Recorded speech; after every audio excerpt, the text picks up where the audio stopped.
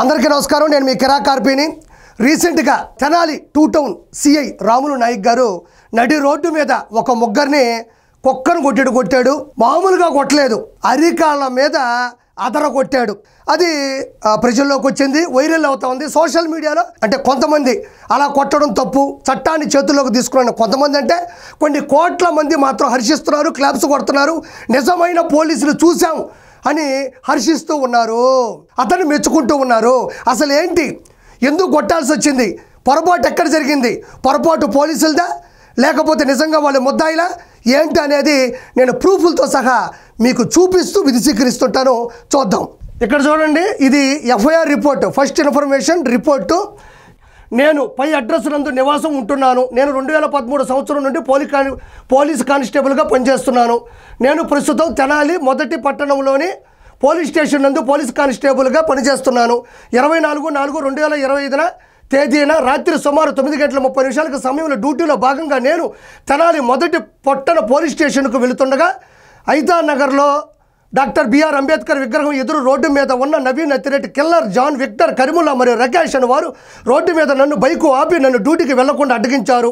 పై నలుగురు నా బైకును ఆపి నన్ను చేతులతో కాళ్ళతో కొట్టి నన్ను చంపుతానని పై నలుగురు కత్తులు తీసుకున్నా నన్ను చంపాలనే ఉద్దేశంతో నాతో గొడవ దిగారు. నేను ఎలాగోలా తప్పించుకొని ఇంటికి వెళ్ళాను.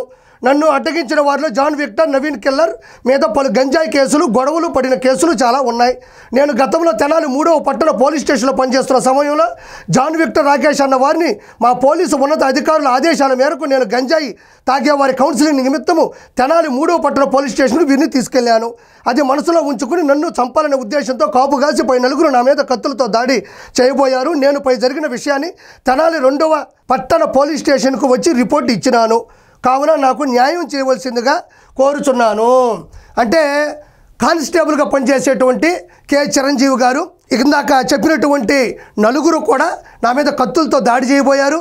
నన్ను కత్తులతో, రాళ్లతో, కాళ్ళతో, చేతలతో కొట్టబోయారు. నేను తప్పించుకొని మా ఇంటికి వచ్చేసానని చెప్పేసి 2వ పట్టణ పోలీస్ స్టేషన్ తెనాల్లో కూడా ఆయన ఎఫ్ఐఆర్ నమోదు చేయడం జరిగింది.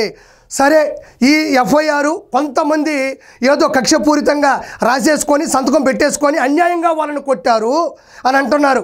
ఓకే, అసలు వీళ్ళు ఎలాంటి స్థాయి వాళ్ళు, వీళ్ళ మీద ఎలాంటి అభియోగాలు ఉన్నాయి, వీళ్ళ మీద పూర్వం ఏమన్నా ఎఫ్ఐఆర్లు ఉన్నాయా, కేసులు ఉన్నాయా, ఎలాంటి వాళ్ళ మీద జడ్జిమెంట్ ఉందన్నది ఒకసారి వాళ్ళ గురించి కూడా చూద్దాం. ఇలా చూడండి, Doma Rakesh son of Vasu 25 years old. ఇది చూడండి, crime number 274/2019 under section 324 read with 34 IPC of Tenali 2nd police station PS. ఇవన్నీ చూడండి, ఎన్ని ఉన్నాయి చూడండి. ఇవన్నీ కూడా దోమా రాకేష్ సన్ ఆఫ్ వాసు అనే వ్యక్తి మీద పెట్టినటువంటి ఆల్రెడీ నమోదైనటువంటి IPC సెక్షన్లు. ఇవి 1-2గా చూడండి. Crime number 151/2022 under section 143 324 read with 149 IPC of Tenali town PS. ఇది వాళ్ళల్లో ఉన్న ఒక ముద్దాయికి సంబంధించినటువంటి IPC సెక్షన్లు. 1-2 కాదు, చదువుకుంటూ పోతే జాగారం అయ్యేటట్టుంది నా పరిస్థితి. రెండోది చూడండి, Shebrol John Victor son of Israel 25 years old, కుర్రాడు. ఇక్కడ చూడండి ఎన్ని కేసులు ఉన్నాయో. Crime number 155/2022 under section 8C read with 20BC NDPS act of Tenali 2nd police station PSUI. 1-2గా చూసుకొని ఎన్ని ఉన్నాయో. ఇవన్నీ వాళ్ళ మీద నమోదైనటువంటి సెక్షన్లు. Crime number 17/2018 under section 379 IPC of Ongole 2 town PS. ఇతని మీద కూడా సెక్షన్లు చాలా బలంగా ఉన్నాయి. Vemu Naveen Athireddy, killer son of Niranjan, ఇతని మీద చూడండి ఈ పొడవులు ఉన్నాయి కేసులు. Crime number 35/2018 under section 392 IPC of Amathruluru PS. ఇవన్నీ కూడా వీళ్ళ మీద నమోదైనటువంటి ఫేక్ కాదు, ఇవి ఒరిజినల్గా సాక్ష్యాలతో సహా మీకు చూపిస్తున్నాను. వీటిలో ప్రముఖంగా ఉండే కేసులు ఏంటంటే పూర్తిగా చెప్పాలంటే శాంతాడంత ఉంది. ఇదేంటంటే దోపిడీలు, దొంగతనాలు, గంజాయి దాగి అమ్మాయిని ఈవిటీస్ చేయడం, డేంజరస్ వెపన్స్ పట్టుకొని నడి రోడ్ల మీద తిరగడం, అటెంప్ట్ టు మర్డర్, అదేవిధంగా కిడ్నాప్ కేసులు. ఇవి నేను ఏదో చిటికిన వేలంత చెప్పా, కొన్నంత కేసులు ఇందులో ఉన్నాయి. ఈ కేసుల్లో ఉండే ముద్దాయిలు నిజాయితీగా చెప్పండి ప్రజలారా, ఒక కానిస్టేబుల్ అనే వ్యక్తి రోడ్డు మీద పోతూ ఉంటే దొంగలకి దోపిడీదారులకి ఇలాంటి వాళ్ళకి కానిస్టేబుల్కి ఒక అవినాభావ సంబంధం ఉంటుంది. ఏంటంటే వాళ్ళని స్టేషన్లో వేయడం కానీ అరెస్ట్ చేసి తీసుకొచ్చేటప్పుడు వాళ్ళ మీద భయంకరమైనటువంటి కోపం పెంచుకుంటారు, ద్వేషం పెంచుకుంటారు. అలానే ఇలాంటి కేసులు ఉన్నటువంటి ఇలాంటి ముద్దాయిలు, ఇలాంటి దొంగలు ఒక కానిస్టేబుల్ని నడి రోడ్డు మీద పట్టుకొని కాళ్ళతో రాళ్ళతో చేతులతో కొట్టరా? ఖచ్చితంగా కొట్టుంటారుగా. ఇన్ని దుర్మార్గాలు చేసినటువంటి ఈ ముద్దాయిలు ఒక కానిస్టేబుల్ని పట్టుకొని ఇన్ని చేసుంటారనేది నిజమా కాదా అనేది మీరు చెప్పాలి.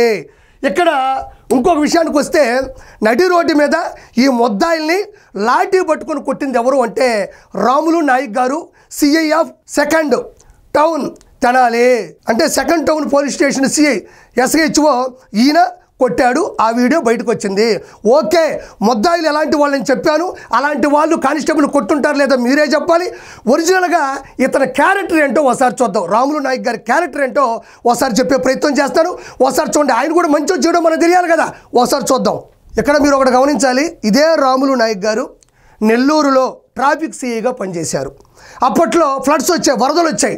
మామూలు వరదలు కాదు, ఇళ్ళు కానీ వెహికల్స్ కానీ అన్నీ కొట్టుకుపోయే పరిస్థితి. అప్పట్లో ఆ సిచ్యువేషన్లో ఒక పూజారి ఆ వరదల్లో కొట్టుకుపోయి ఎక్కడో ఒక మూలన అతుక్కొని బిక్కుమంటూ ప్రాణాల కోసం విలవిల్లాడుతూ ఉంటే ఆ పరిస్థితులు ఎవరూ కూడా ఆయన తీసుకొచ్చే సాహసం చేయలేదు. ఏదో స్విమ్మింగ్ పూల్ ఈత కొట్టడం కాదు కదా, వరదలంటే ఫ్లోటింగ్ ఎక్కువ ఉంటుంది. ఆ పరిస్థితుల్లో సిఐ నాయక్ గారు ముందుకొచ్చి చాలా రిస్క్ చేసి కూడా చూడండి. ఇదే వీడియో నేను ఇప్పుడు చెప్పింది కూడా. ఇక్కడ హెడ్డింగ్ చూడండి, పూజారిని ట్రాఫిక్ సిఐ ఎలా కాపాడాడో చూడండి.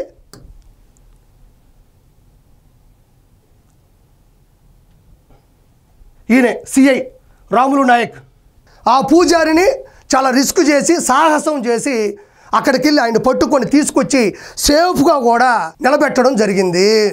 ఒక ట్రాఫిక్ సిఐ అయినటువంటి రాములు నాయక్ గారు అంత గొప్ప బాధ్యత తీసుకొని తన ప్రాణాన్ని కూడా పణంగా పెట్టి ఒక పూజారి ప్రాణాన్ని కాపాడినటువంటి దేవుడు.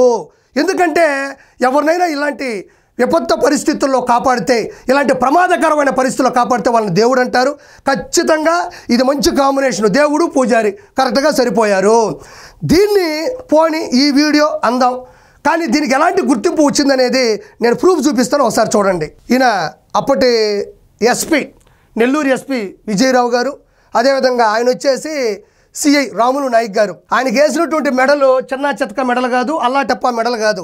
ఇది కేంద్ర ప్రభుత్వం ప్రతిష్టాత్మకంగా ఇచ్చే శౌర్య పథకం. దీన్ని రాష్ట్రపతి గెలటరీ మెడల్ అంటారు. అంత గొప్ప మెడలు కూడా అతను కేంద్ర ప్రభుత్వం నుంచి రాష్ట్రపతికి సంబంధించినటువంటి గెలటరీ మెడల్ కూడా ఆయన పొందడం జరిగింది. ఏదో నేను నువ్వు ఇంకొకటి ఇచ్చే పథకం కాదు ఇది. కేంద్ర ప్రభుత్వం ప్రతిష్టాత్మకంగా రాష్ట్రపతి గెలటరీ మెడల్ శౌర్య పథకాన్ని పొందినటువంటి వ్యక్తి. అంటే దీన్ని బట్టి పూర్తిగా మనం అర్థం చేసుకోవాల్సింది, ఆయన ఎలాంటి విపత్తులో ఉన్నా, ఎలాంటి ప్రమాదకరమైన పరిస్థితుల్లో ఉన్నా, ఎలాంటి విషమ పరిస్థితుల్లో ఉన్నా కూడా తన ప్రాణాన్నే ట్రాఫిక్ సిఐగా ఉండి కూడా వ్యక్తుల్ని కాపాడినటువంటి శక్తి అతను. అంటే ఎందుకు చెప్తామంటే అతని క్యారెక్టర్ కూడా మనకు తెలియాలి. ఈ రోజుల్లో అనేస్తున్నారు ఆయన సిఐ కక్ష సాధింపు అధికారాన్ని దుర్వినియోగం చేస్తున్నాడు అని. ఇప్పుడు వెనక్కి వెళ్దాం.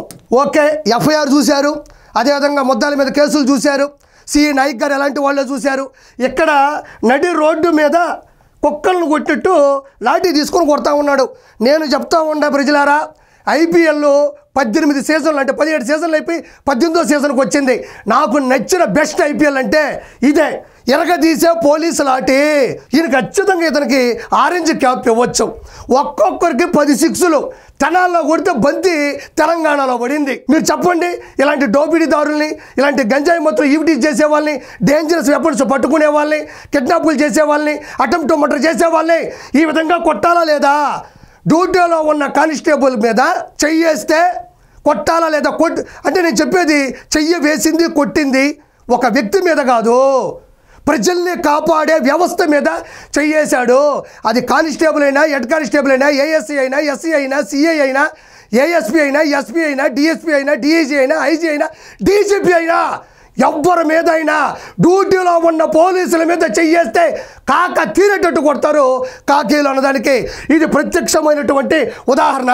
నేను నిన్నటి నుంచి చూస్తున్న సోషల్ మీడియాలో తెగ వైరల్ అవుతుంది. కొంతమంది ఏమో విక్రమార్కుడు సినిమాలో సీన్ చూసారా, వెనక నుంచి కొడుతుంటే ముందోడు భయపడుతుంటా, నన్ను కొట్టు ముందు అని. ఆ సీన్ని తెగ ట్రోల్ చేస్తున్నారు. అంటే ఏ స్థాయిలో ఇది హిట్ అయింది, ఏ స్థాయిలో ఆయన చేసింది మంచి అనేది కూడా జనాలు భావిస్తూ ఉన్నారు. ఇంకోటి, ఈయన నాయకు కాదు, వివి వినాయక్. ఇలాంటి మాస్ ర్యాగింగ్ కొట్టాలంటే వివి వినాయక్ గారి సినిమాలు ఎలా ఉంటాయో అలా కొట్టాడు. నేను ఫైనల్గా చెప్పేది ఒకటే, వైఎస్ఆర్సీపీలో ఇలాంటి దొంగలని, ముఠాదారుల్ని, గంజాయిలో ఉండే వాళ్ళని పెంచి పోషించారు. టీడీపీ కూటమి అలా కాదు, ఎక్కడ దొరికితే అక్కడ దారుణంగా కొట్టబోతుంది. అది ముద్దాయిలే, తప్పు చేసే వాళ్ళనే. కాబట్టి ఎక్కడైనా జాగ్రత్తగా ఉండండి. Thank you so much.